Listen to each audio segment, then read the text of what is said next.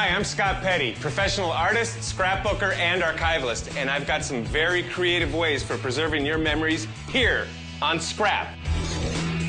I have a great way to preserve your 3D family mementos in a book. I'm here with my nephew, Mason. Mason, what's up, man? What's going on, Scott? How are you? I'm doing good. So I've made a book, but it's not really a book. Wow. That's my grandfather, your great-granddaddy, and he fought in World War II. And these medals and his lieutenant bars off his uniform have been handed down, and they've been in a box for years and years, and I thought, you know what, they need to be preserved, they need to be displayed. This is a really cool way to display them. Let me show you how we did that. All right. Well, the first thing I did is, you see this is not a book, it's a picture frame. Yeah. So what I did is I got a picture frame, inexpensive, and I took it apart. The first thing I need to do is, because it's going to normally hold a picture, I need to raise this back to put a 3D item in there. And this is real easy. You can make your own shadow box without spending a fortune. So there's the frame. Now I took some foam core strips, and these just sit right inside the picture frame.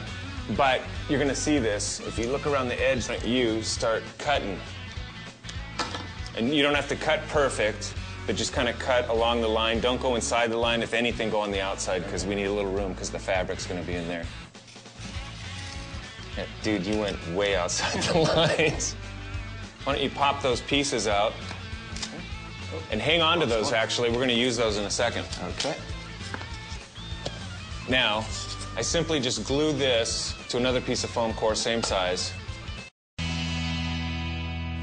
Now, my parents started this book the day I was born, and I've had it ever since. And if you look inside, it's just got a great style to it. That's not too exciting. But I love the lettering, I love the colors. So I scanned this book, and I'll show you what I did with it. We begin with just a normal book. You want to use a hardcover, something kind of substantial, so you can put your items in there. I got this at a thrift store. It was only $1. Don't go digging through Granddaddy's classics and cutting them up. Just go get a new one, a new old one. Now what we need to do is glue all these pages so that you can have a nice fold and put pockets in it. Now we're not going to glue them individually. That would take forever, and that's crazy. So all I do is divide the book into 3 sections with wax paper. Then I brush gel medium on all 3 sides, not including the binding. Next, I just put some weight on top of it, and I let it dry for about 20 minutes. Finally, I repeat this step 2 more times. And when it is dry, you will have that. Isn't that cool? Now don't worry about this little extra gel medium. It trims right off. Let's get to the hard part. And it isn't that hard, but this is the most difficult part of this project, and that is to cut out the pocket. I just marked the opening. Here we are at my studio. This is where I like to spread out and really create something cool. And this is my latest elaborate project. I've been collecting matchbooks for a long time, and specifically pinup matchbooks. And my collection was in, shame on me, a box for 20 years. So I thought it's time to make a very nice display for it. So I made this giant matchbook out of wood. I hand-painted my pinup on the cover. It even opens like a matchbook.